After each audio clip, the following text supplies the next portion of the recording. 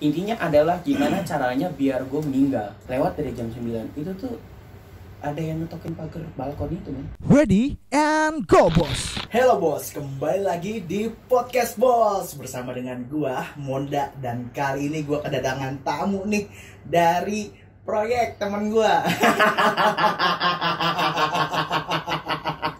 Anjir. Gua pengen cerita bareng lu tentang cerita-cerita horor ya di proyek, sama pengalaman pribadi lu kayak banyak banget tuh bos. Wah iya, banyak banget nih kalau pengalaman pribadi. Sebelumnya nih gue kenalin diri dulu kali ya gitu. Ini gue ngomong nggak, maksudnya kalau untuk yang nonton video nih disebutnya apa? Bos-bos di rumah. Bos-bos. Iya, Oke. bos-bos. Gue bingung anjir, hello apa hai gitu. Nggak serius nih, gue pertama kali gitu kayak gitu. Randir lah. What up bos gitu kan. What up bos gitu ya. Nggak, gue berasa kayak kalau kayak begitu gue kayak merasa kayak orang-orang hip hop gitu, karena emang culture gue agak sedikit ke situ gitu. Oke. What up bos gitu. Kenalin gue Farid gitu. Kalau lo mau cari tentang gua, kalau lo mau cari tahu nih gua nih ngapain aja sih, mungkin gua kurang aktif juga ya di Instagram, tapi nggak apa-apa lah. Lo bisa kepo-kepoin gua lah. Lo bisa cari tahu di Instagram gua di @faridaulia. Atau lo mau lihat di YouTube channel gue yang nggak seberapa, yang nggak sebesar dulu lah ya, gitu kan, di Farid Aulia Erdianda gitu. Oh iya, salah satu lagi, gue juga ada podcast, tapi podcast gue bukan di YouTube, tapi di Spotify. Nama podcastnya Coletehan RD. Gue gagal lupa men sebenarnya sama nanti gue masukin deskripsi lah ya. boleh. Pokoknya cari aja nama gue Farid Aulia Erdianda, disambung nanti akan kelihatan tuh keluar namanya Coletehan RD. Kemarin sih gue baru record sih sendiri, record untuk episode kelima kalau nggak salah, tapi belum gue upload juga. Nanti gue akan update ya, gitu. Dan gue kenal sama bos, sama bos utama di depan gue ini itu tahun berapa ya? Tahun 2019 ya? Tahun 2019 kita ketemu, ya sama-sama punya teman dekat lah. Jadi ya udah ketemu, akhirnya kerja bareng, ya udah. Gitu. Dan kebetulan juga kayaknya kita punya kesamaan, kemiripan yang sama lah ya. Dari masa-masa kayak gitu ya. Masa-masa kayak begitu. Nggak, kemiripannya nggak cuma masalah-masalah itu juga, tapi kemiripan nasib ya kayaknya ya di tahun ini. Tapi gokil sih tahun ini sih. Anjing. Kata siapa? Siapa yang anjay itu? Siapa? Anjing lah. Anjing gitu, anjing. Enggak usah anjing aja lah, anjing kalian lah udah. Gitu. Ya udah, oke. Kira-kira nih, mau ceritanya kayak gimana nih? Mulai dari mana dulu nih? Gua tahu cerita lu horor lu tuh agak mengerikan banget nih. Agak creepy ya. Oke. Gini, mungkin gua harus cerita dari latar belakang gua dulu kali ya. Jadi gini, gue sebenarnya dilahirkan di keluarga yang biasa-biasa aja sebenarnya. Maksudnya biasa dalam artian kayak ya udahlah, berkecukupan. Ibaratnya dulu itu kayak gue mau ada, tapi harus ada usahanya, kayak nilai harus bagus apalah. Kebetulan gue juga agak-agak sedikit nggak pinter, jadi gue nggak dapet apa-apa gitu, tapi gue tetap berjuang hal tersebut. Nah, gue menelisik lagi nih, gue cari tahu lagi nih, karena selentingan keluarga besar gue ini sudah dari gue kecil nih, bahwa ternyata gue ini memiliki, tapi gue nggak tahu lah benar apa enggaknya, mungkin bisa gue someday akan ngecek juga, tapi kayaknya sih agak-agak sedikit halu sih ya. Jadi kalau lo tahu sinetron 7 Manusia Harimau, nah itu ada yang sering nonton sinetron kan? Enggak, kebetulan gue benci banget sama sinetron itu, karena ini ada hubungannya juga sama keluarga gue, sama silsilah keluarga gue. Jadi sinetron 7 Manusia Harimau itu, gue nggak peduli lo mau produksi siapa kayak apa, nih ya, yang harus tahu nih, cerita lo salah men, cerita lo tuh salah dan nggak benar semua. Kenapa? Gue ini adalah salah satu keturunannya dari ke-7 Manusia Harimau tersebut, dan gue adalah si pahit lidah, di mana si pahit lidah ini apa yang dia ucap itu akan terjadi. Gitu. Entah lo berbicara dalam hati, entah lo berucap secara langsung gitu. Nah, disitulah yang gua tangkap gitu dari silsilah keluarga gua. Itu ke satu. Kedua, ternyata sebelum kita ketemu nih, sebelum kita kerja di perusahaan yang sama, Itu gue pernah kerja di food and beverage dulu. Ya gue nggak perlu sebut lah karena nggak bakal di endorse juga sih, pelit soalnya. Maaf ya Pak, tapi emang kenyataannya begitu Pak. Ya, gitu. begitu. Okay. Gue dinas ke daerah Mojokerto, gitu kan, Mojokerto. Nah gue ingat banget nih kakek gue panggilnya Kokong. Cerita begini, kita tuh keluarga kita itu sebenarnya ada entah dari siapa, itu garisnya itu keturunan langsung dari kerajaan Majapahit. Oke. Oke lah kalau kayak begitu. Gue langsung telepon dong kokong gue. Kong bener nggak di sini? Dari bapak atau dari nyokap? Nyokap. Okay. Dari nyokap gitu. Dan gue mau konfirmasi itu ke kokong gue dari nyokap gue. Oh ternyata benar. Jadi memang gue ada silsilah untuk keturunan langsung dari kerajaan Majapahit. Di mana keturunan langsung itu ada keturunan raja langsung. Jadi nggak raja sama ratunya, nggak keselian, nggak apa. Oke. Karena gue pas banget di Mojokerto. Karena Mojokerto ini ternyata pusat pemerintahannya kerajaan Majapahit pada saat zamannya. Gue langsung lah ke sana, ke makamnya. Gue berdoa di situ. Dan kampretnya ketika gue bukan berdoa dalam artian gue meminta ya, maksudnya kayak minta wejangan apa enggak, gue berdoa semoga keturunan gue secara langsung nenek moyang lah, ibaratnya nenek moyang diberikan kelapangan kubur, terus amal baik diterima dan amal buruknya dihapuskan gitu. Pas lagi gue berdoa gitu ke Tuhan Yang Maha Esa, kantong celana gue sebelah kanan kayak ada yang narik bos. Yeah. Kayaknya itu lagi sepi tuh ya? Itu lagi sepi, itu gue cuman gua sama yang nganterin gua. Dan yang nganterin gua tuh jaraknya cuma 5 meter. Oke. Gila gue merinding men, sumpah. Gue cerita ini merinding. Gue masih inget banget. Itu pengalaman bener-bener yang... Itu siang atau? Siang ya? As you know siang, merinding gue. Sumpah demi apapun. Gue lagi berdoa, gue kayak begini gitu. Doa ya Allah, gue baca Al-Fatihah, baca ayat kursi. Terus gue tadi mau lanjut baca Yasin, cuman kayak kepanjangan, gak mungkin. Waktunya gak cukup. Gue berdoa ya Allah semoga keturunanku, nenek moyangku dilapangkan kuburnya, amal baiknya diterima dan amal buruknya dihapuskan agar selalu dari sisimu gitu kan. Ketika mau selesai nyet, tiba-tiba tuh di celana gua kanan kayak seret gitu. Gua langsung nengok dong ke kanan. Iya. Langsung set, apa nih? Terus udah gua tengok ke kanan, gua lihat kiri. Nah, anjir, nih orang jauh. Wah, ngepet nih. Lu sampai klarifikasi segala orang yang nemenin lu nggak? Enggak. Gue klarifikasi. Cuman klarifikasi tapi logika gue jalan. Gak mungkin nih dalam jarak 3 sampai 4 meter doi bisa narik gue bagian kanan sedangkan dia duduk di kiri jaraknya 3 meter. Gak mungkin. Jauh men, lo manusia apa men gitu maksud gue. Lo sokap gitu kan. Lo sokap bisa tiba-tiba narik dengan sepersekian detik lo langsung duduk tenang enggak, lu siapa gitu kan. Gue langsung kayak wah nih kacau nih ya kan. Udah gue keluar nih dari tempatnya, gue lupa nama tempatnya apa, nanti lu bisa browsing lah itu makamnya Raden Wijaya. Lu bisa browsing itu tempatnya di mana, itu ada di Mojokerto. Nah pada saat di mobil keluar dari komplek pemakaman tersebut, gue tanya dong, Pak maaf mau tanya, Bapak tadi megang celana saya enggak Pak. Gimana mau megang, jauh ya kan. Ah serius Pak? Iya gitu. Oh karena tadi saya kerasa nih celana saya ada yang megang sebelah kanan, narik gitu. Yeah. Wah gimana tuh Pak? Wah saya nggak tahu tuh Pak. Waduh. Gue karena anaknya positif banget nih ya. Yeah. Gue jujur nih, gue yang hal-hal yang secara langsung perihal tersebut gue kayak biasa aja. Tapi kalau disuruh nonton film horor gue nggak mau, takut. Karena kayak gue. Kebayang. Karena film horor tuh bikin kita tuh bawahnya jadi ketakutan. Takut gitu. Ya biasa-biasa aja. Iya biasa-biasa aja gitu. Nah itu maksud gue gitu loh. Masalahnya kebayangnya itu oke lah kayak sehari 2 hari. Ini bisa sampai 1 bulan men gue.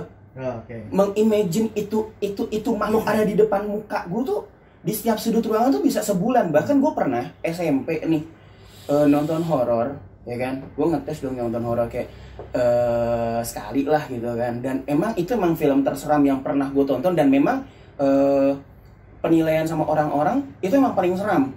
Film horor paling seram, namanya Tusuk Jelangkung. Wah itu gokil banget sih, itu serem banget parah. Nah itu tuh sebulan men gue gak tidur.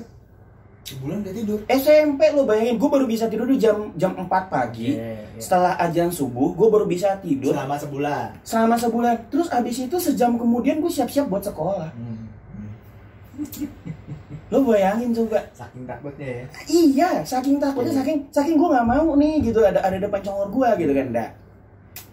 Nah, hal-hal yang kayak begitulah sebenarnya sudah akrab di dalam keluarga gue gitu, entah keluarga gue inti, entah keluarga besar gue, karena memang udah paham lah. Kakek gue pun juga cerita begini. Dulu ya, di bagian kalian tahu daerah Sumatera Selatan, kalian cuma cukup tahu di mana. Ya udah, kalian juga harus cukup tahu aja gitu, tahu kondisinya seperti apa di jalanan, di hutan, terutama di Lahat. Nah, di mana di kota Lahat ini, di kota Kabupaten Lahat ini, itu tuh apa ya, terkenal akan orang bisa terbang ya. Oke. Dalam hutan orang bisa terbang dari desa dari desa A ke desa B, terbang dalam sekelebat gitu, cepat gitu terbangnya. Terus ditambah lagi orang tuh bisa tiba-tiba, contoh nih kayak orang Jakarta mau liburan ke entah mau ke Palembang, naik mobil lah, naik motor, itu tiba-tiba orang itu ya bisa terbang di atas atap mobil tanpa ada suara sedikit pun. Demi Allah. Tapi lo pernah ngelihat sendiri? Kalau ngelihat sendiri, gue cuma dapat cerita doang, dan kakek gue ini emang sebenarnya agak creepy juga sih dia. Cuman memang ceritanya memang make sense dan memang sesuai dengan sejarah, memang sesuai cerita-cerita rakyat yang lainnya, folklore yang lainnya gitu. Jadi emang kakek gue juga pada saat masih muda itu dia juga diturunkan ilmu juga, dan memang kakek gue dibilangnya bisa terbang sama satu lagi, lepas raga, men. Oke. Lepas raga. Jadi lepas raga dan jiwa. Jadi raganya di rumah nih misalnya, jiwa itu ada di kota lain. Oke. Ya, gitu. Paham kan lu maksud gua? Nah, itu lo. Mati. Mati lagi. Ambil aja lo. Oh, iya. Apa namanya?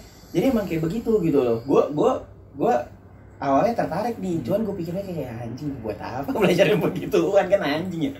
Kayak gua ngapain gitu kan. Nah, pas SMP pun juga nih, masih kecil tuh gue juga kadang-kadang suka ada denger gini. Gue rumah tuh di daerah Klender. Ya kan? Rumah gua agak creepy sebenarnya. Yang tinggal 4 orang tapi rumah panjang gede gitu kan. Terus kamarnya ada 5. Nah, kebetulan gua sama kakak gua kebagian di kamar yang atas. Itu kakak gua tuh yang paling menjorok ke arah teras atas. Balkon lah ibaratnya kan.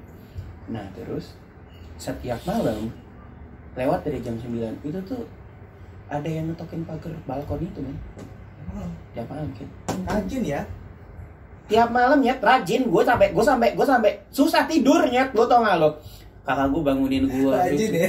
Kakak gue sampai bangunin gue kayak Rit bangun gitu, temenin gue dong. Gue takut biasanya tuh kayak gitu tuh kayak ada lupa nyalain lampu gitu kayak gitu. No, lampu di rumah gue nyala semua. Oke.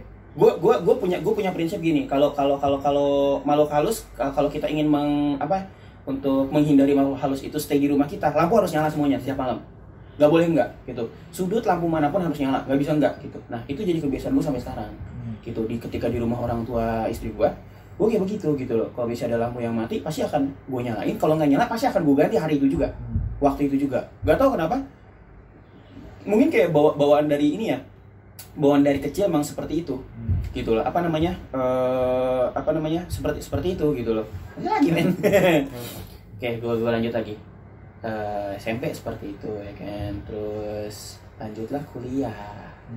Gue dulu tahun 2008 pernah kuliah di salah satu universitas swasta di Semarang, di kota Semarang. Kota Semarang tuh kota apa sih? Kota Lumbia ya? Kota Semarang. Kota Semarang. Enggak, julukannya. Namanya tuh tempatnya itu loh. Tempat yang terkenal itu Lawang Sewu ya, itu gue taunya itu doang. Oke, tahu itu doang ya, Lawang Sewu ya. Padahal sebenarnya banyak men. Waktu gue kuliah di Semarang itu, ketika gue kan terlalu aktif ya di kampus, terlalu aktif. Bayangin basket, musik, sama cewek. Nggak, itu nggak akan gue cerita. Itu bahaya soalnya kalau ceritain. Tapi istri gue udah tahu gue bangsanya seberapa. Tapi nggak akan pernah mau gue cerita karena masa lalu aja gitu ya. Terus suatu ketika nih gue mau latihan basket nih, ikan sama teman-teman gue gitu kan. Bro, yuk. Biasa emang jadwal main basket itu jam 7 malam sampai jam 9. Suatu ketika pernah, gue agak lupa hari apa sama tanggal apa. Itu tuh kota Semarang sepi. sepi gak ada angkot, gak ada becak, gak ada sepeda, gak ada orang keluar. Motor, mobil pun walaupun ada banyak seliweran di situ, tapi tuh kayak kelihatan sepi. Sama sekali benar-benar sepi, nggak ada orang satupun keluar dari rumah. Gue bingung dong, gue sebagai pendatang ya bingung. Kayak anjing ini apaan dah, kok sepi banget sih, tumben-tumbenan gitu kan. Terus sama satu lagi yang gue aneh, berkabut. Lo bayangin daerah pesisir pantai berkabut, men. Logika lo di mana? Iya. Oke. Nah, saya mainlah basket. Nah, sudah selesai. Jam 9 gue pulang. Nah, besok kayak temen gue baru ngomong, bro, lo ada yang aneh nggak semalam? Ada, kenapa? Lo tahu nggak kemarin tuh hari apa? Hari apa? Kliwon. Kliwon ya? Kliwon. Gue lupa hari apa, tapi yang pas itu hari Kliwon. Gue kayak, wah anjing, pantesan lah sepi ngehe gitu kan. Tambah lagi kampus swasta gue ini, kampus yang gue kuliah di tempatku kuliah ini, seberangan persis sama Lawang Sewu, bos. Gitu. Jadi memang sebenarnya Lawang Sewu ini kondisinya yang dulu itu adalah sebuah kerajaan sebenarnya. Jadi kerajaan semua makhluk itu ada di situ semua gitu. Dan memang pada saat setiap hari apa, yang pasti Kliwon itu pasti akan kumpul. Dan itu gue baru ngerasain pertama kali nih. Sumpah demi apapun. Gue baru kali itu lokasinya Lawang Sewu itu sekarang udah alih fungsi jadi kantornya PT KAI sekarang. Jadi PT KAI, tapi itu masih tetap buka untuk umum, untuk wisata di situ, wisata malam lah di situ. Ada juga di situ. Nah, bagi kalian yang tinggal di Semarang nih, atau siapapun yang mau ke Semarang, kalian harus bisa gue cuma pesan aja, kalau kalian lewat Lawang Sewu pada saat kondisi seperti apa yang udah deskripsikan, mending lu cepat-cepat pulang deh, karena kita nggak tahu nih dalam artian apa yang akan terjadi kalau kita keluar. Wah, itu gue ngeri banget coba, benar-benar demi apapun. Tapi karena gue waktu itu gue nggak tahu dan gue pede-pede aja, ya udahlah, basket inilah ibaratnya mau ngapain gitu. Gue nggak ada hal negatif, gue nggak ngakuin apa-apa, ya udah sikat-sikat aja gitu kan. Ya setelah cerita seperti itu, wah gila, lemes gue langsung, men. Demi apapun, mati lagi, men. Iya, nggak apa-apa, lanjut. Oh ya udah, lanjut aja. Oke. Terus next selanjutnya gini. Ini mungkin yang mengubah hidup gue, terus mengubah pandangan gue dan mengubah raga gue. Jadi 2000 ini masih di Semarang ya. Ini kita masih ngomong di Semarang karena kondisinya waktu itu kejadiannya pada saat di Semarang. Jadi 2009 itu gue masih berkuliah, ibaratnya makin jadilah nih gue makin banyak dikenal, makin banyak orang tahu gue siapa gitu kan. Terus gue asal dari mana ya kan. Dan kebanyakan kan kuliah di swasta Semarang ini kan kebanyakan orang-orang dari daerah. Dalam artian kalaupun dia tahu ada orang Jakarta, otomatis wah gila hidupnya glamor nih, terus makan enak nih, bisa gini. Walaupun ada beberapa teman gue yang tinggal di sana, kuliah di sana, tapi pernah bersekolah sama pernah tinggal juga di Jakarta gitu kan. Jadi biasa-biasa aja. Nah, bagi orang yang kota-kota di luar kota Semarang yang berkuliah di swasta, di kampus swasta Semarang ini, itu berpikirnya kayak wah anak Jakarta nih, gaul nih gitu, wah duitnya banyak nih, bla bla bla nih, wah enak nih, bisa digaet nih, hidupnya happy lah gitu kan. Enggak juga. Nah, gue nggak tahu ya siapa pelakunya, siapa yang membuat gue seperti itu. Gue tuh disantet. Santai gimana itu? Gini, kalau di gimana ininya, di motorku ditaruh, kayak ditaruh apa gitu, gue nggak ngerti, apakah pemberat apa gue nggak ngerti. Pokoknya intinya adalah gimana caranya biar gue meninggal. Oh iya? Iya, biar gue mati gitu loh, di motor. Terus di diri gue pun ada, jadi jadi di dalam perut gue itu kepala orang. Masa? Iya, kepala orang. Nah, terus abis itu di bagian perut juga, sama dada sama kepala, itu ular. Jadi gue dililit ular nih, kepala, dada sama perut. Lu taunya itu ada kepala orang sama ular tuh dari mana? Kalau kepala orang gue nggak tahu menau. Awalnya gue nggak tahu menau gitu. Nah kalau ular nih, gue tiba-tiba gue mimpi ular tuh tiba-tiba datang ke mimpi gue. Gede banget. Aduh, gede banget ularnya. Terus abis itu karena gue takut nih apaan sih ular nih, pengen gue usir kan. gue lempar lah barang. Ini yang gue inget sendal kalau nggak salah, gue lempar sendal men anjing. Lo bayangin ular segede gitu gue mau lawan pakai sendal ya kan? Kondisinya di situ ada lagi ada sendal. Iya makanya kan anjing emang kesel banget gue. Gue lempar lah, terus berhenti, tiba-tiba mecah 3. Terus ada cahaya terang redup abis itu. Terus gak berapa lama gue di ular tuh tiba-tiba terbang ke gue langsung bangun gitu kan. Gue ngomong sama eyang gue, ya Farid tadi mimpi ular 3 terus datengin Farid. Lo tau jawaban eyang gue apa? Wah, itu ada yang gak suka tuh sama kamu. Gitu. Iya. ada yang sakit hati tuh sama kamu, hati-hati lo. Digituin sama eyang gue.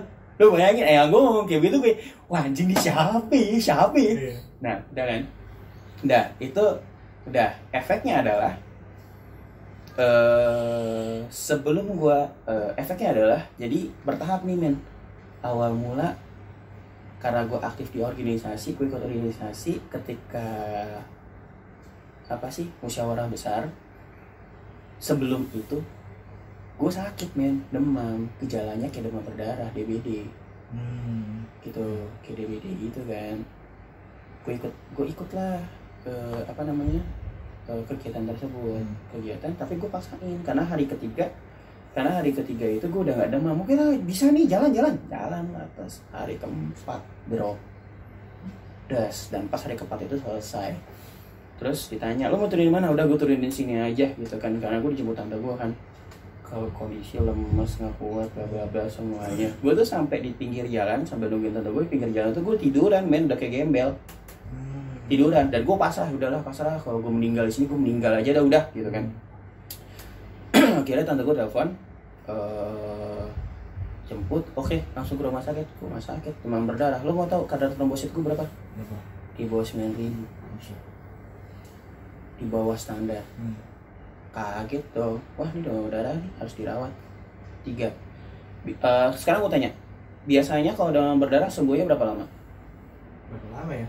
Ya tergantung gitu ya, bang, seminggu ya? Seminggu, biasanya rata-rata seminggu. 3 hari. Itu udah aneh dari situ. Gue awalnya pengen, oh alhamdulillah badan gue masih kuat, oke lah, bla bla bla. Oke. 3 bulan kemudian gue kecelakaan. Kecelakaannya motor. Adu banteng. Itu kalau gue ada foto, kalau gue masih nyimpan fotonya ya. Itu tuh, lo tau Jupiter MX kan? Jupiter MX kan?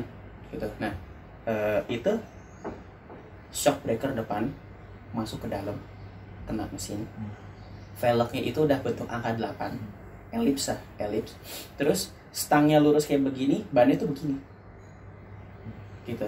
Nah terus blok mesin pecah, radiator bengkok, footstep sebelah kiri masuk ke dalam mesin, behel di belakang, behel untuk penumpang patah. Dan itu body full sebelah kiri hancur berantakan. Dan gua posisi jatuhnya ketika adu banteng motor tersebut, gua kepelanting di depan, jatuh kepala duluan, habis itu baru punggung. Dan alhamdulillah, puji syukur ya, gua pakai helm gua full face. Dan untungnya itu. Terus tas gua biasanya gua tas taruh depan, ini tas gua gemblok. Dalamnya apa coba? Laptop. Atau ya pecahnya? Laptop ya bengkok bos, bengkok melengkung, bentuk melengkung, udah kayak huruf U. Yang selamat tuh cuman hard disk doang sama RAM. Buset. Demi. Tapi itu lu taunya karena guna-guna itu akhirnya kecelakaan tuh dari mana? Kan tadi kan lu udah tahu dari kakek lu kan ya? Ya. Itu dari ular itu. Iya. Terus ya. sama yang kepala, sama lu taunya kecelakaan guna-guna itu dari mana? Nah, nyokap gua aware nih. Nih bahasa kasarnya ya, ini anjing nih anak gue kenapa sih 3 bulan sekali sakitnya, ada apa? Gitu kan. Akhirnya bawalah ke orang pintar, terus cabutin semuanya. Langsung lah bilang, kamu nggak sadar ya? Enggak, dalam perut kamu tuh kepala orang, terus kamu digigit sama ular 3 ekor. Gue kaget dong. Gue langsung kayak nggak ngerti, seriusan? Iya gitu kan. Kok bisa ya, nggak tahu kamu gimana makannya. Diem gue langsung. sorry, diem gue langsung bilang gitu, kamu gimana makannya? Kamu makan sama siapa? Jam berapa kamu makan? Udah, gue dari situ ya. Oh, oke. Ngobrol lah lebih lanjut lagi. Apa namanya? Gue kira belum rekam. Ngerekam. Gue banyak tanya lah kayak kok bisa sih? Iya, mediumnya tuh ternyata banyak men. Jadi ketika lo disantet, ketika seseorang merencanakan santet, dia akan melakukan segala cara, daya dan upaya untuk biar mediumnya itu bisa masuk ke lo.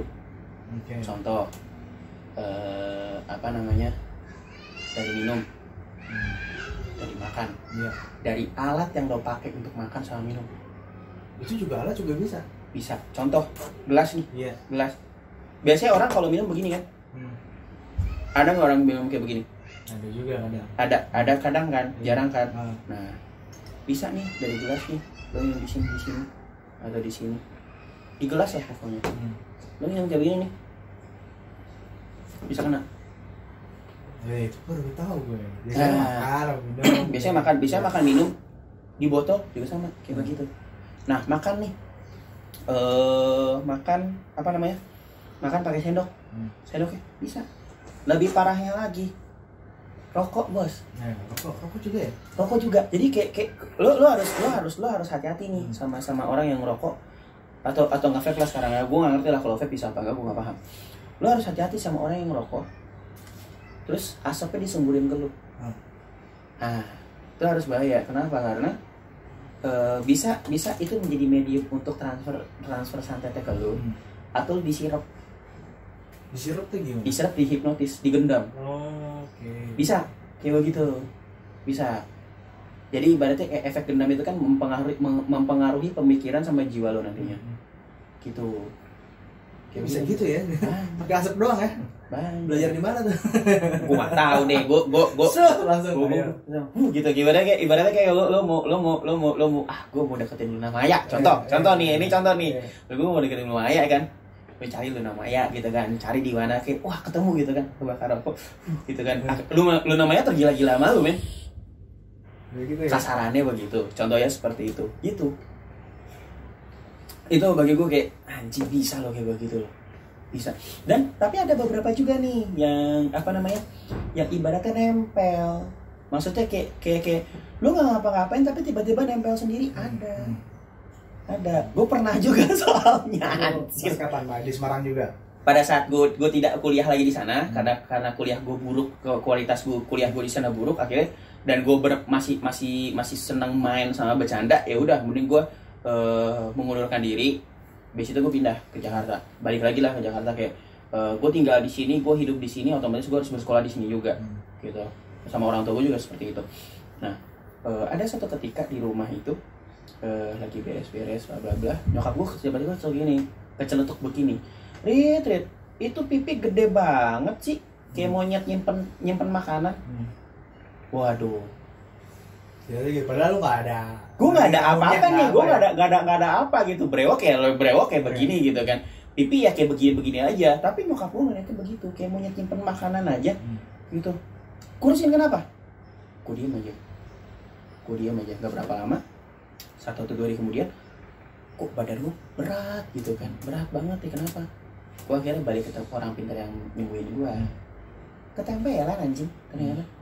Ketempelan apa tuh? Wah anjing. Demi Allah cuy. Ketemunya di mana monyetnya? Gue nggak ngerti. Keragunan gitu. Gue nggak ngerti deh. Gue perasaan nggak keragunan pada saat itu. Gue juga bingung juga ya kan. Anjing ini dapat dari mana? Nggak mungkin di rumah kan. Anjing gue di rumah ada sarang siluman monyet kan, tai juga maksud gue kayak anjing lo ngapain sih gitu kan. Udah gue akhirnya ya udahlah seperti itu. Nah, cuman efek tai-nya gini, bukan nggak tai sih kalau gue bilang sih, kayak kalau orang awam bilang itu adalah sebuah anugerah atau itu adalah sebuah garis yang sudah diturunkan. Jadi ketika tahun 2009 itu karena gue mengalami hal tersebut, jadi jiwa raga gue ini kayak kebuka semuanya mon. Maksudnya dalam artian gini, gue bisa pengalaman pada saat yang waktu kuliah itu. Iya. Iya. Disantet guna-guna itu. Iya, ketika semua udah lepas, Jadi ibaratnya kayak pintunya kebuka. Oke. Gitu loh, pintunya kayak kebuka, kayak tiba-tiba tuh kayak gue bisa tahu ada sesuatu di situ, tapi gue nggak bisa ngeliat. Instingnya atau perasaannya. Iya, rasanya ke situ, jadi sensitif gitu lah. Nah, terus lambat laun gue cari tahu dong, anjing nih gue siapa sih, gue keturunan siapa sih, gue dapat dari mana sih. Akhirnya ketika gue bekerja tahun 2016, gue pulang lah ke Lahat, men, satu keluarga besar, pulang dong ke Lahat. Akhirnya disitulah semua baru diceritakan bahwa gue nih siapa sih, gitu. Sampai gue ziarah ke makam, gue bilangnya makam nenek moyang itu, gue bilangnya makam Puyang, gitu, makam Puyang lah di situ, berdoa, bla bla bla. Nah, kakek gue ini, adik atau kakaknya kakek gue itu langsung nyamperin gue, ngobrol lah di situ, pakai bahasa dusun ya, gue bilangnya, lo nih harus tahu, lo nih siapa. Kakek gue sendiri ngomong, sini, kakek mau cerita, kakek mau ngomong. Kenapa? Nih loh, kamu tuh seperti ini, jalanmu seperti ini, keturunanmu tuh ini. Gue pada saat cerita kayak begitu, gue diem dong. Gue kayak, wah, nih kok bisa begitu ya? Gitu kayak, ada yang seperti itu ya. Gitu. Ini kita cerita kayak begini nih, ini jujur ya, lo gue nggak tahu lo ngerasa apa enggak. Ini jujur kita cerita kayak begini, ini pada datang semua lo. Iya, rasanya begitu ya. Ini aja turun ke belakang. Itu tadi tiba-tiba kan sebelum as you know ya, sebelum kita mau ngerekam podcast ini ya, as you know ya, tiba-tiba ada barang yang jatuh tanpa kita sentuh, tanpa apa, gak ada angin, gak ada apa, gak ada orang. Jatuh sendiri. Bingung nggak lo? Padahal jam 10, lo bingung lo, pagi men. Gitu. Nah itu maksud gue, jadi kayak ini gue ngerasa di belakang nih juga ada diri semua gitu, kayak lo mau ngomong apa nih, lo jangan sampai salah ngomong nih, lo hati-hati nih gitu, karena banyak yang di belakang gue, di raga gue lah ibaratnya, yang kalau dibilangin nempel. Karena kan podcast lo kan banyak kan motivasi apa gimana ya kan. Tapi tuh biasanya sama gue nih kayak agak creepy gitu, agak walaupun pagi walaupun siang ya agak serem lo sebenarnya. Gitu loh. Aneh nggak lo gitu. Kayak tadi background tiba-tiba lepas gitu, kayak anjir nih apaan gitu kan. Aneh, anjing setting bisa kayak begitu ya. Gue aneh juga. Gue aneh juga. Aduh gimana ya. Terus udahlah, ya kayak begitu. Jadi sampai sekarang gue sampai kayak apa ya, ya gue sensitif. Nah terus ada lagi nih cerita lucu lagi. Gue bilang sih cerita lucu sih, kalau gue bilang cerita lucu karena gue aneh aja gitu sama apa yang dididik gue. Jadi gini, ketika gue selesai nih dari makam Puyang gue, terus langsung kita sekalian kan untuk ziarah, ngumpul sama keluarga di dusun. Habis itu kita ke Palembang lah untuk jalan-jalan, makan pempek lah apa bla bla. Habis itu langsung pulang ke Jakarta. Ya kan, pada saat perjalanan kita mampir ke salah satu keluarga juga di jalur ke arah Palembang itu, mampirlah ke keluarga juga kita. Gue kebetulan ke WC, tapi gue mikirnya anjing gue jelek banget sih dapat hal ini gitu di WC lagi boker lagi kan. Gue tuh tiba-tiba kayak datang tuh kayak keris panjang mana gue lah, pamer mas. Tiba-tiba gitu, kayak gue lagi diem gitu kan, lagi ngomong, tiba-tiba langsung kayak begitu gitu ya. Wih apaan nih? Kita langsung kapan kayak gue, ini apa ya? Udah nggak apa-apa, diterima aja, gak usah di-komen gue apa. Itu intinya istilahnya itu dititipkan untuk dimanfaatkan untuk Farid. Gitu, insya Allah membawa berkah. Gue diem dong, gue langsung kayak, wih apa? Tapi itu gambaran ya, bukan benar-benar secara wujud fisik lo dapat. Bukan, ya? Bukan gambaran. Kalau wujud fisik tiba-tiba gue lagi tidur terus tiba-tiba ada di samping gue kayak, anjir punya siapa gitu kan. Jadi kayak gambaran lah ibaratnya, dia tidak akan menampilkan wujudnya gitu. Tapi gue dapat ceritanya begini, gue dapat pesan dari yang gue bilangnya guru spiritual gitu, bahwa nanti ketika umur 40 kamu akan diwujudin, kamu akan ditampakkan semua wujud-wujud yang ada di sekitarmu pada saat umur 40 tahun. Tapi kampretnya adalah ketika gue masih umur sekarang gue masih ada. Maksudnya kayak tiba-tiba tuh gue kayak lagi bengong, nggak merem juga, lagi bengong atau kayak lagi ke WC apa gimana, tiba-tiba tuh gue kayak bisa ngebayangin wujud perempuan mukanya hancur berantakan, entah dimanapun ya, kayak model-model kuntilanak gitu atau nggak khas sunting dan yang lainnya. Tapi orangnya tapi wujudnya emang beda-beda, tapi overall semua sama. Gue kayak ini yang nunggu di sini, ya udah maaf ya numpang mau buang air atau numpang mau apa gitu. Itu selalu all the time. All the time. Dan ini juga apa ya, ada satu keahlian gue juga. Jadi gue dengan apa namanya, gue dengan nyentuh orang, mau itu telapak tangan atau jari atau apapun itu, contoh kayak begini aja nih, gue ngelus kayak begini doang, mau ke ngelus tangan nih, mau laki atau perempuan, gue bisa tahu loh dia tuh lagi kenapa, lagi sakit apa, gitu, lagi nggak enak badan apa, lagi ada pikiran apa gitu, gue bisa tahu loh. Terus gue dengan ngelihat gitu, gue bisa tahu dia tuh lagi masalahnya tuh gimana. Lo kan gini kan, terus habisnya gini kan. Temen gue tuh mereka kok bisa tahu sih? Kayak nggak tahu, ada aja yang bisa tahu. Padahal gue nggak pernah.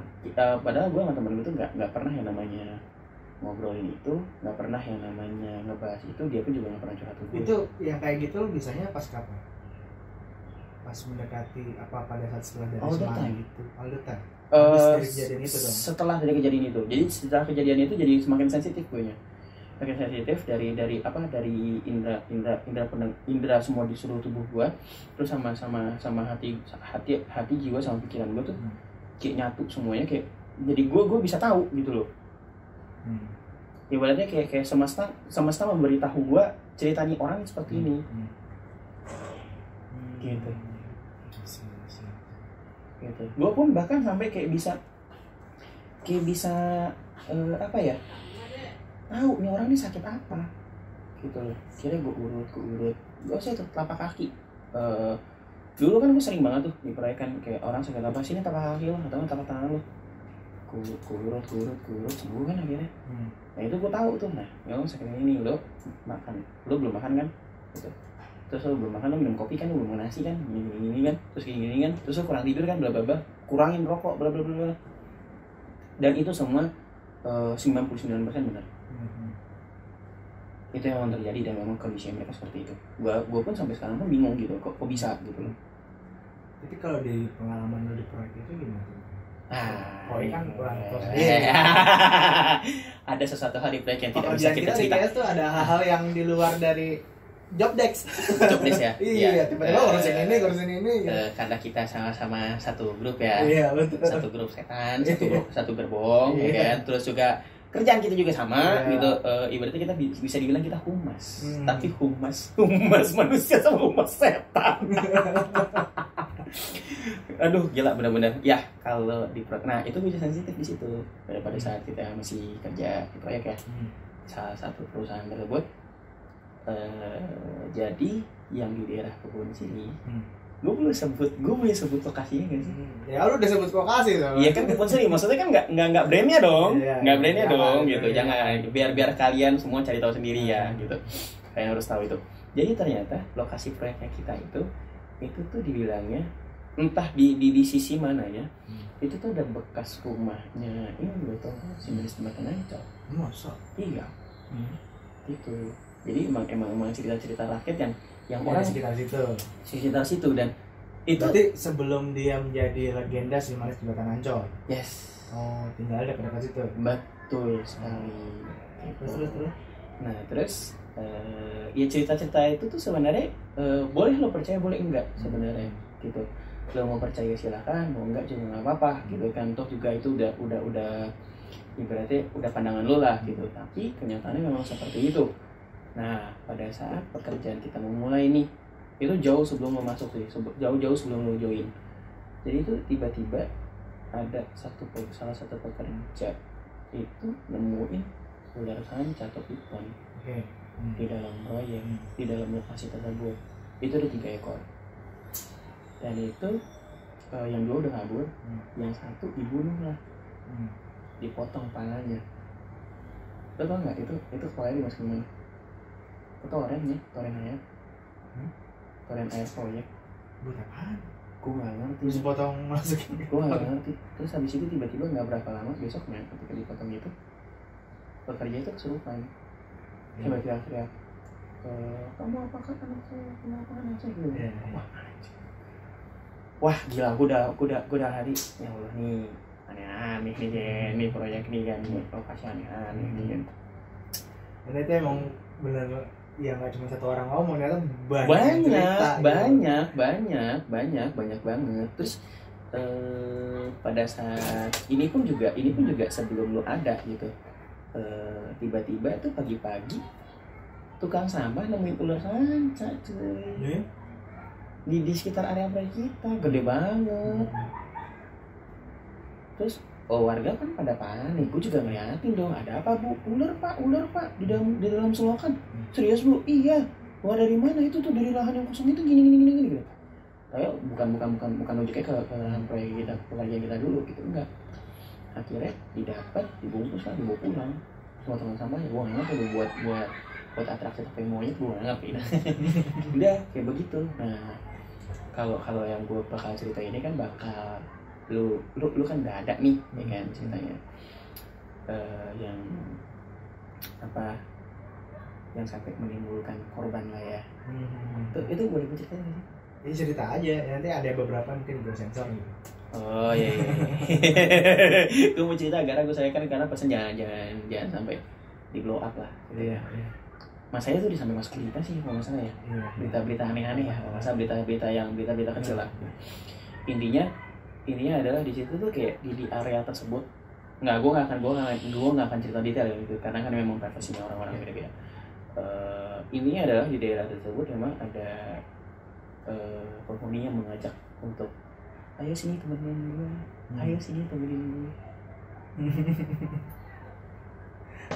Emang udah hawanya hawa negatif men. Iya benar. Hawanya emang udah hawa negatif, ditambah lagi kondisi lagi capek, ya kan? Kondisi lagi stres, lagi pusing. Dan memang gue dapat infonya bahwa pekerja ini juga apa ya, kondisinya juga dia juga lagi berduka. Memang lagi negatif banget gitu pikirannya. Ibaratnya kayak lo paham lah ketika seseorang kehilangan orang tua atau ibunya dia kan kayak kehilangan arah gitu kan. Tapi gimana caranya, ada beberapa yang alhamdulillah bisa gue bilang selamat dari hal tersebut. Ada kebanyakan yang enggak gitu. Jadi karena hal tersebut jadi negatif, gue buat apa hidup ya, karena aku nggak ada apa bla bla bla, udah aku mati ya. Nah banyak kan yang begitu. Nah ini mungkin orangnya kondisinya seperti itu gitu, karena ada ajakan-ajakan seperti itu, akhirnya ya udah mungkin pada saat ketika bekerja tidak sengaja itu ya udah kelar.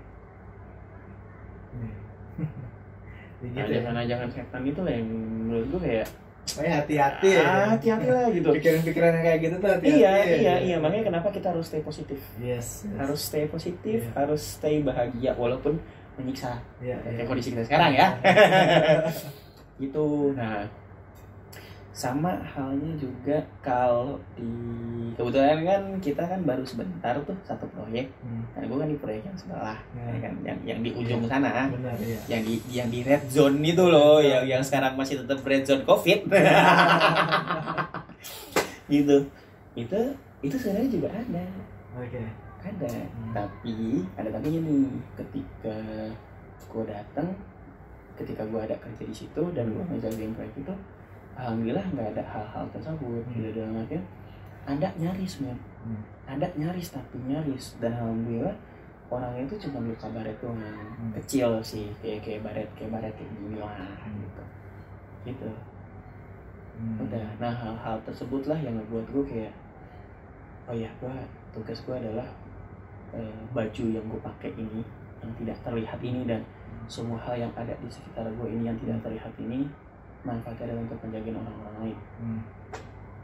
Gitu. Makanya kenapa setiap kali gue mengobati teman gue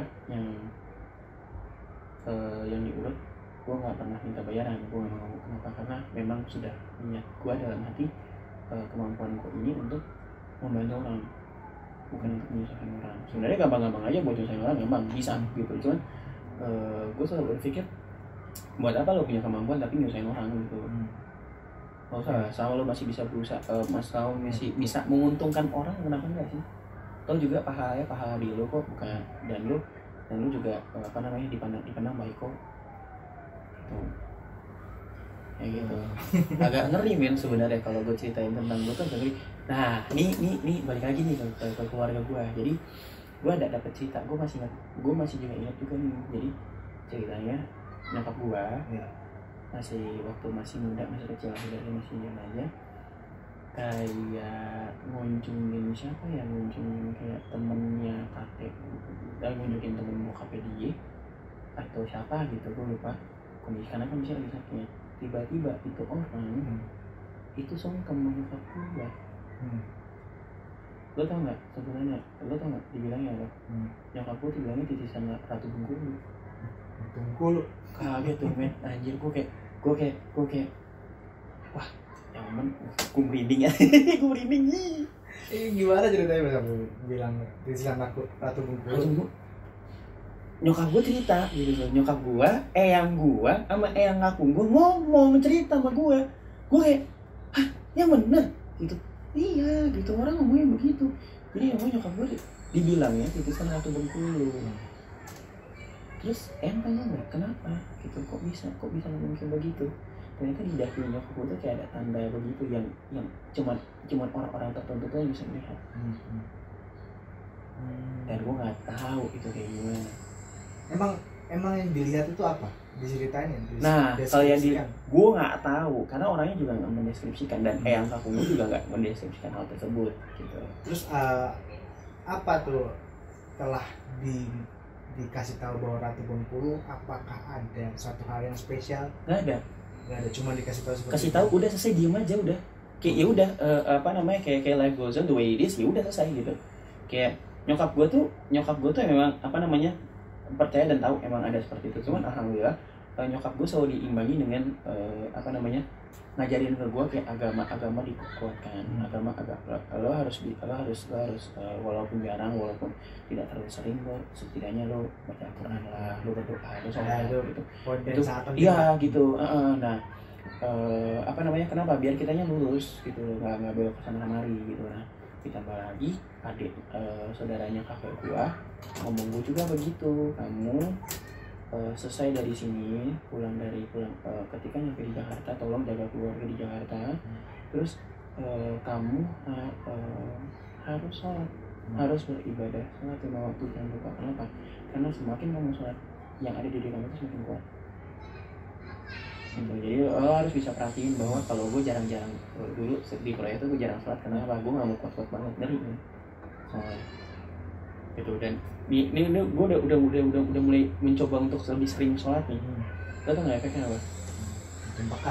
Makin pekat. Satu, kedua, gue jadi tidak terlalu bawel dalam satu hal. Makanya dalam artian kayak gue mau ngobrol apa yang gue pengen ngomong, gue ngomong apa yang pengen gue ngomong, kalau enggak gitu. Dan pikiran gue langsung kayak oh ya udah gitu. Agak gimana ya, ya alhamdulillah sih gue dengan pandemi ini, dengan gue sudah tidak dipekerjakan lagi di satu perusahaan terbesar, nggak terbesar juga ya, anak perusahaan salah satu TBK yang bagus lah gitu, yang bagus gitu. Gue jadi lebih sering mendekatkan diri ke Tuhan Yang Maha Esa, ke Allah Subhanahu Wa Taala. Jadi kayak oh gini ya rasanya ya beribadah, yang rajin, oh gini ya rasanya ya. Dan gue merasakan itu, oh gini ya rasanya jadi sensitif banget ya, begitu gitu. Apalagi ditambah istri gue lagi kondisi hamil dalam 4 bulan. Wah gila nih, itu lo tahu ya betapa jujur ya, betapa saudara itu nggak capek banget. Karena bukan masalah capek fisik nih, capek mental sama hatinya ini. Karena yang gue jaga ini nggak cuma bini gue, nggak cuma istri gue, tapi anak gue juga. Karena kan kita harus memahami cerita rakyat itu ada benar juga. Tahu nggak lo ketika kondisi kalau istri hamil tuh harus ditempelin peniti sama apa, lo tau? Itu gunanya buat apa tuh? Nah itu dibilangnya untuk menolak hal-hal buruk. Oke. Jadi Di perutnya. di perutnya. Bukan ditempelin bukan dipeliti di kulit ya, bukan di baju maksudnya. Namanya bos. Penindik. Didiki. Iya. Itu jadi tempelin di baju biar apa? Biar insya Allah bayinya terjaga dengan baik gitu, terus juga untuk arwahnya dia itu nggak tertukar gitu sebenarnya. Terus pokoknya jangan nggak boleh ngebunuh binatang, terus binatang sekecil apapun lah ibaratnya tuh nggak boleh. Terus apalagi ya, ada banyak lah kayak nggak boleh hubungan juga gitu, tapi nanti jiwa tertukar apa gimana, banyak hal-hal. Nah itulah hal-hal tersebut yang ngebuat gue kayak capek secara mental, capek gitu. Makanya gue sekarang kayak gue tuh jam 12 baru bisa tidur atau jam 1 baru bisa tidur gitu, karena gue mikirnya kayak aduh ini gimana ya istri gue ya, aduh ini gimana ya. Nah itu yang gue selalu ituin gitu, gue selalu pikirkan gitu, karena ya seperti itu kondisinya gitu. Gue nggak bisa menolak itu, gue juga nggak bisa membiarkan itu terjadi gitu. Jadi gue emang berada di tengah-tengah. Terus habis itu apa lagi, gue juga ngejagain orang tua gue, dari orang tua istri gue sama orang tua dari gue juga, ibaratnya untuk menjaga-jaga untuk hal-hal yang dan gue tidak diinginkan lah. Tapi dari pengalaman sendiri yang paling serem dan mengalamin sendiri itu, yang benar-benar nggak bisa lo lupain tuh dari pengalaman horor dari sepanjang hidup lo lah. Lo tadi kan dari awal kuliah Semarang segala macam sampai di proyek ya kan, yang lo benar-benar nggak pernah lupa tuh gimana? Ngobatin orang. Oh iya? Gimana ceritanya? Jadi ceritanya gini, ketika gue main ini bukan yang terserah ya, maksudnya gue yang jujur dari pengalaman semua gitu nggak ada satu hal yang serem, nggak ada sama sekali, nggak ada gitu. Karena gue oh ya udah gitu, gue mau embrace hal tersebut gitu. Tapi kalau gue bilang yang paling seru dan mungkin orang ngeliatnya ngeri dan apaan sih lo freak banget gitu, gue ngobatin orang. Jadi ketika gue lagi main nih ke rumahnya guru spiritual gue di daerah Manggarai, lagi ngobrol hai tiba-tiba ada ibu-ibu sama anaknya datang. Itu anak dalam keadaan kondisi pincang tuh kaki. Ini kenapa nih gini. Ibunya cerita lah apa aja. Gue ngomong gini sama guru gue. Gue manggilnya yang mau Farid yang beneran dia. Refleks gue ngomong kayak begitu. Gue masih ingat banget. Walaupun secara sadar ya gue ngomong kayak begitu, tapi gue refleks. Yang mau Farid kan yang ngerjain. Ya udah kerjain aja. Gue yang ngobatin nih. Semua ada apapun. Jadi kakinya itu kayak diikat. Lo tau gak lo? Kayak diikat semacam kayak kawat berduri panas gitu. Oh, secara yang tidak terlihat. Secara yang tidak terlihat seperti itu gitu. Tapi pada saat itu jalannya pincang. Iya, jalannya pincang. Kelihatan pincang biasa. Pincang biasa. Kalau lu lihat dengan mata batin lo begitu. Iya, dan makanya gue bersyukur ketika gue ngobatin, sampai sekarang pun gue bersyukur alhamdulillah gue nggak bisa ngeliat itu, tapi gue bisa ngerasain ini, gue merinding nih kayak gini. Itu terus gue ngobatin lah, dan kelihatan bedanya ketika gue ngurut orang biasa sama untuk ngobatin orang yang seperti itu, kelihatan bedanya. Jadi gue kayak ngasih indikator kalau gue sendawa itu berarti oh ya udah penyakit biasa nih, nggak apa-apa gitu ya. Kalau secara umumnya gue bisa bilang masuk angin doang ini, masuk angin, padahal mahnya kambuh lah apalah gue bilangnya masuk angin aja udah gitu. Nah tapi kalau gue megang orang dan gue ngeliat orang udah batuk kering, nah itu harus patut dipertanyakan. Dan itu waktu itu lo batuk kering? Yes, dan itu sampai muntah gue yang muntah. Sampai yang gue bilang sampai guru gue bilang gini, jangan kamu ambil terus taruh di kamu, dibuang gitu. Iya buang lah. Jadi diambil ya kan, saya buang, diambil saya buang kayak gitu. Nggak tahu selesai ngobatin itu tuh anak jalan normal. Itu dalam waktu sehari tuh? Dalam waktu 30 menit. Tuh anak jalan normal. Seneng banget kan? Iya, seneng ya kan, seneng, lemes, abis itu diomel-omelin sama gue. Jadi ternyata si anak ini main bola, nendangnya ngasal, itu bola nyasarnya ke pohon yang di dekat kuburan. Yang punya kuburan marah. Yang punya pohon bos. Iya. Yang punya pohon marah. Gue tembak langsung begini. Lu kemarin kemana? Main bola. Iya tuh dia habis main bola terus habis itu sakit kakinya ini. Kena pohon ya. Terus tendangnya kemana? Lokasinya di mana? Dia bilang di kuburan. Itu tendangnya langsung aja ke pohon. Nah makanya gue main hati-hati. Gue jangan sering-sering main di kuburan ya. Gue gitu. Ya om. Oh, sakit ini. Nah, lo ngomong apa lo di kuburan? Gue gitu nih. Diam aja. Iya apa ketendang nggak sengaja nendang kena pohon kayak gitu. Nah itu nggak seneng tuh gitu. Gue gitu nih. Demi apapun dah. Gue kalau cerita kayak begini bisa menghilangkan apa yang ada di badan gue nggak apa-apa deh, bener. Gue ikhlas. Insya Allah gue ikhlas, nggak apa-apa karena capek. Iya. Capek men, bukan apa. Jadi pada saat di proyek kan gue pernah ngomong kan, rokok gue tuh ada 3 macam.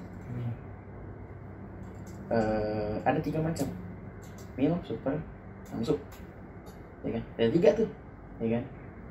Ternyata ini baru-baru ini nih, gue dapat ini, gue baru ini. Jadi ternyata om gue di Makassar ngomong gini, iyalah, kan kamu punya kepribadiannya 3. Gitu ya. Iya. Kepribadian secara spiritualitas kayak gitu. Iya, betul. Bukan karena emang yang dipahamin tuh kayak penyakit ya. Bukan kayak penyakit kayak di film Split, bukan. Iya, Kalau Split kan emang itu penyakit. Ya. Emang itu 25 kepribadian. Enggak. Gue bukan. Jadi ibaratnya bukan gue punya 3 kepribadian, bukan. Ibaratnya sama kayak gue punya 3 jiwa. 3 jiwa, enggak 3 jiwa ya. Apa sih?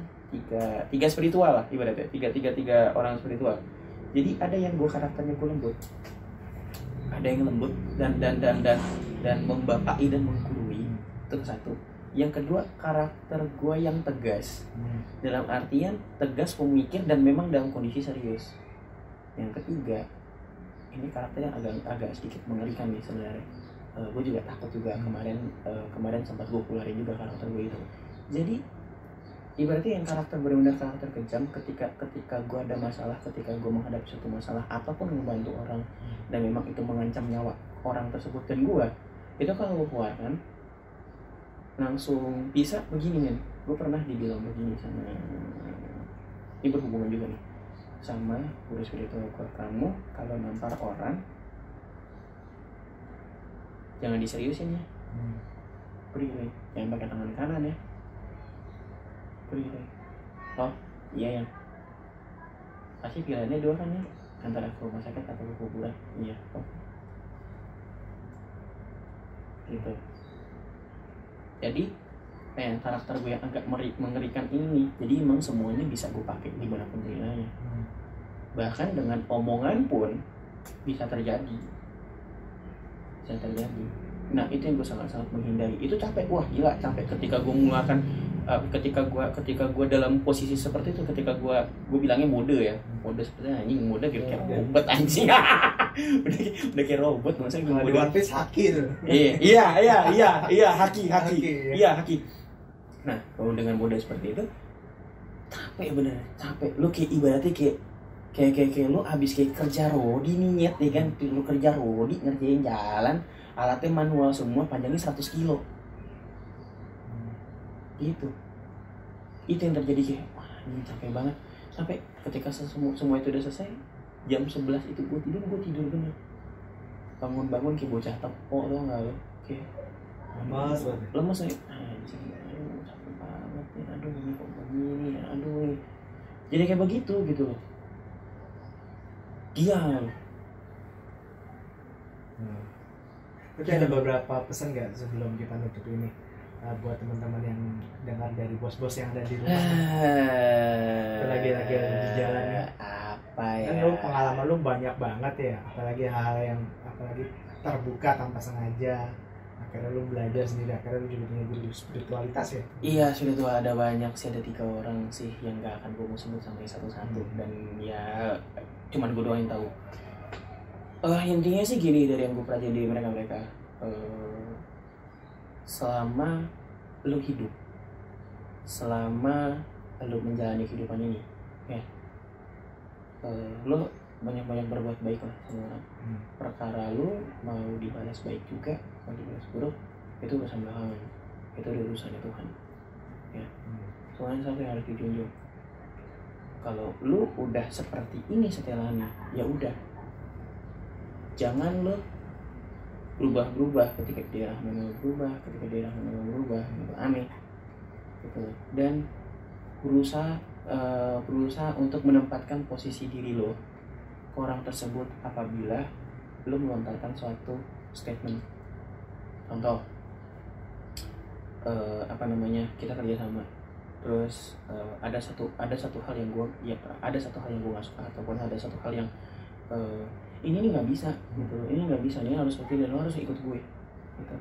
Nah, ketika terpikir seperti itu, lo harus posisikan lu di posisi lawan lu juga. Oh, kalau gue ngomong kayak begini lagi, orangnya gimana ya, orangnya terima nggak ya gitu. Karena jangan sampai ketika kita sudah melontarkan suatu kata-kata atau statement, ternyata orang itu nggak suka, dan lebih parah yang lagi sakit hati. Wah, itu semua akan terjadi apapun itu ceritanya. Dan itu yang gue pelajarin di situ. Dan itu pun serius, itu pun juga mengaruh ke bisnis. Lu melakukan bisnis dengan baik, lu berpartner bisnis dengan baik dengan siapapun itu. Kebetulan kan gue juga ada bisnis juga nih, Infused Milk gitu, nama brandnya Astro Milky Indonesia. Bisa lo cari, bisa lo masukin deskripsi, boleh masukin deskripsi, nggak apa-apa. Bisa bagi kalian yang mau pesen, gue sekalian promo ya. Bagi kalian yang mau pesen Infused Milk yang dengan kualitas yang oke, dengan bagus tapi harga miring, lo bisa cek di Instagramnya di @astro.milky.id, atau lo bisa pesen di Tokopedia juga. Lo search di Tokopedia Astro Milky Indonesia, dan itu ada program cashback dan gratis ongkir. Oh iya. Nanti gue masukin deskripsi buat teman-teman. Oh ya, sama lu bisa kalau mau jadi reseller bisa. Bisa juga. Oh, bisa banget jadi reseller, bro, gitu. Nanti gue yang buatin, gue kirimin, lo butuh berapa nanti gue kirimin. Gitu. Dan dengan harganya pasti miring dan nggak mungkin enggak. Iya. Gitu. Nah, terus abis itu sama ini gue juga kerja sama salah satu influencer juga. Iyalah, sama satu influencer. Bukan kerja bareng sih ibaratnya. Karena dia teman SMA gua dulu. Gitu. Jadi nanti akan ada brandnya, kalian juga bisa cek juga sih. Gue sekalian promo juga, gue nggak peduli lah nanti orang yang ngomong juga apa-apa. Kalian bisa cek juga di jadi kayak ada t-shirt sama t-shirt. Nanti rencananya kita mau ini udah keluar dari lama, dari launching dari tahun 2016-2017, ingat gua agak lupa. Itu namanya @howl.id. Howlnya hotel, HOWL gitu .id gitu. Dan itu bagus sih untuk dari desain, bahan semua oke semua. Bisa beli di mana? Selama Tokopedia ini sih Tokopedia belum ada, tapi bisa ya cukup kepo lah, bisa pre-order lah di Instagram juga bisa. Kebetulan untuk influencernya namanya Ezron Tarigan. Kalau kayaknya gede nih subscriber. Gede sih men. Gede sih. Gue juga seper berapa jutanya juga dari dia gitu kan. Tapi emang dia ini temennya sama gue. Kan kalau kalian yang tahu tuh nama anjingnya Spike, namanya Spike Nala sama anak-anaknya tuh. Nah, lo pasti juga tahu kan. Nah, gue kerja sama dia, dan gue memang rencananya sama dia bareng untuk bikin merchandise juga untuk dia gitu. Nama brandnya howl.id. Kalian bisa cek juga di @howl.id juga di Instagram. Dan itu rencananya mau gue ekspansi juga, nanti akan gue buka juga. Rencana mau kita launching juga di Tokopedia gitu. Jadi biar kalian juga bisa nih untuk mesen gak hanya via Instagram, tapi via Tokopedia juga biar gampang lah gitu. Nah, nanti yang kalau kalian lihat nanti kan ada itu baru season 1, itu masih model lama gitu. Nah, nanti season 2 mungkin ya dalam waktu dekat inilah, aku masih belum tahu untuk kapan. Yang pasti secepatnya pasti akan ada season 2 dengan model yang baru, dengan model yang oke, ditambah lagi dengan ada artikel yang baru lagi. Rencana gua juga mau ada mainin hoodie juga sih nanti, cuma 2 warna, tapi kaosnya akan lebih banyak lagi untuk varian warnanya gitu sih. Oke, bagi teman-teman yang penasaran silahkan nanti cek deskripsi ya. Nanti gue masukin linknya. Oke? Ya, cek aja gitu. Kalau perlu juga lo juga subscribe juga di podcast Bos sama podcast Bos sama YouTube-nya Ezron Tarigan, biar kalian juga bisa tahu juga di situ untuk produknya apa aja, dan kalian bisa tahu apa namanya kesehariannya Spike seperti apa, kesehariannya Edzon juga seperti apa. Kesehariannya gue juga seperti apa. Iya, keseharian di podcast ini, podcast bosnya emang harus banget loh. Emang harus banget sih. Emang wajib banget kalian harus. Tapi begitulah cerita-cerita horor. Mungkin kita bisa lanjutin lagi cerita yang oh lebih horor iya, lagi. sorry. Gue terlalu senang untuk Ataupun cerita-cerita apa yang hal yang lain ya. Horor ya, horor banyak sih kalau gue banyak banget. Mungkin terserah kalau misalnya lo ini gue kita deketin ini rumahnya gampang lah. Oh, nanti iya. next buat teman-teman podcast Bisa. bos yang masih penasaran atau pengen tahu kelanjutannya misalnya lebih ke spesifik, lebih ke cerita-cerita tentang proyek, ya silakan ngomongin di deskripsi ya. Mungkin aja kan ada cerita. Kampret, bukan masalah proyek, masalah horornya. Oh, horor ya. Proyek horor gak apa-apa. Iya, Oke, terima kasih dan salam bola. Ready and go, boss.